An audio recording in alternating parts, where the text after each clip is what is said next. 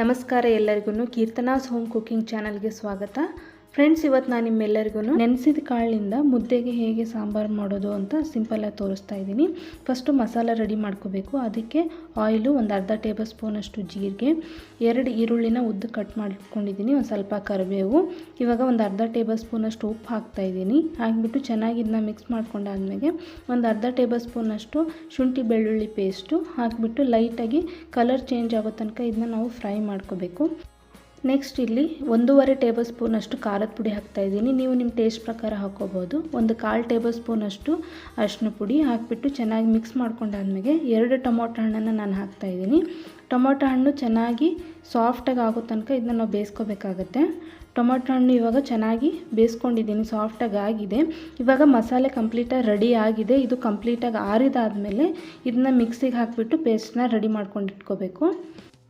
ಇಲ್ಲಿ ನಾನು ರಾಜ್ಮಾ ಹಾಗೆ ಹೆಸರು ಕಾಳನ್ನು 1 ಡೇ ಕಂಪ್ಲೀಟಾಗಿ ನೆನೆ ಇಟ್ಟು ನೆಕ್ಸ್ಟ್ ಇದನ್ನು ಕುಕ್ಕರಲ್ಲಿ 2 ವಿಸಲ್ ಮಾಡಿಕೊಂಡು ಬೇಯಿಸ್ಕೊಂಡು ಇಟ್ಕೊಂಡಿದ್ದೀನಿ. ಇವಾಗ ಸಾಂಬಾರು ಮಾಡೋಣ. 1-2 ಟೇಬಲ್ ಸ್ಪೂನಷ್ಟು ಆಯಿಲು ಹಾಗೆ ಮಸಾಲನೇನು ಪೇಸ್ಟ್ ಮಾಡಿ ಇಟ್ಕೊಂಡಿದ್ದೆ ಅದನ್ನು ಹಾಕ್ತಾಯಿದ್ದೀನಿ. ಹಾಕಿಬಿಟ್ಟು ನೀರದು ಹಾಕ್ತೇನೆ ಫಸ್ಟಿಗೆ ಇದನ್ನು ಹಾಗೆ ನಾವು ಚೆನ್ನಾಗಿ ಬೇಯಿಸ್ಕೋಬೇಕು. ಈ ಥರ ಮಾಡೋದ್ರಿಂದ ಹಸಿ ಸ್ಮೆಲ್ಲೆಲ್ಲ ಹೋಗುತ್ತೆ. ನೋಡಿ, ಇವಾಗ ನಿಮಗೆ ಚಪಾತಿಗೆ ಹಾಗೆ ರೊಟ್ಟಿಗೆ ಬೇಕು ಅಂತಂದರೆ ನೀರದು ಹಾಕ್ದೇ ನೀವು ಪಲ್ಯ ಥರ ಇದನ್ನು ನೀವು ಚಪಾತಿಗೆ ರೊಟ್ಟಿಗೆ ತಿನ್ಬೋದು. ಇಲ್ಲಿ ಮುದ್ದೆಗೆ ಮಾಡ್ತಾ ಇರೋದ್ರಿಂದ ನಾನು 1 ಬೌಲಷ್ಟು ನೀರನ್ನ ಹಾಕ್ತಾಯಿದ್ದೀನಿ. ಹಾಕಿಬಿಟ್ಟು ಚೆನ್ನಾಗಿ ಮಿಕ್ಸ್ ಮಾಡ್ಕೊಂಡಾದ್ಮೇಲೆ ಕಾಳು ಏನು ಬೇಯಿಸಿಟ್ಕೊಂಡಿದ್ದೀನಲ್ಲ ಅದನ್ನು ಹಾಕ್ತಾಯಿದ್ದೀನಿ. ಹಾಕಿಬಿಟ್ಟು ಇವಾಗ ನಿಮ್ಮ ಟೇಸ್ಟ್ ಪ್ರಕಾರ ಉಪ್ಪು ಖಾರ ಇದೇನೋ ಇಲ್ಲ ಅಂತ ಚೆಕ್ ಮಾಡಿಕೊಂಡು ಉಪ್ಪು ಖಾರ ಅದು ಹಾಕ್ಕೋಬೇಕು. ಮತ್ತು ಒಂದು ಅರ್ಧ ಟೇಬಲ್ ಸ್ಪೂನಷ್ಟು ಗರಂ ಮಸಾಲ ಹಾಕ್ತಾಯಿದ್ದೀನಿ. ಹಾಕಿಬಿಟ್ಟು ಚೆನ್ನಾಗಿ ಇದನ್ನ ಮಿಕ್ಸ್ ಮಾಡಿಕೊಂಡು ಚೆನ್ನಾಗಿ ಇದನ್ನ ಕುದಿಸ್ಕೋಬೇಕಾಗತ್ತೆ. ಕಾಳೆಲ್ಲ ಯೂಸ್ ಮಾಡಿಬಿಟ್ಟು ಮಾಡ್ತಾ ಇರೋದ್ರಿಂದ ಆರೋಗ್ಯಕ್ಕೂ ಕೂಡ ತುಂಬ ಹೆಲ್ದಿಯಾಗಿರುತ್ತೆ ಮತ್ತು ಸಿಂಪಲ್ಲಾಗಿಯೂ ಕೂಡ ಇದೆ ಮಾಡೋದು. ಇನ್ಸ್ಟಂಟಾಗಿ ಮಾಡ್ಕೋಬೋದು ನಾವು ಕಾಳನ್ನು ನೆನೆ ಇಟ್ಕೊಂಡಿದ್ರೆ.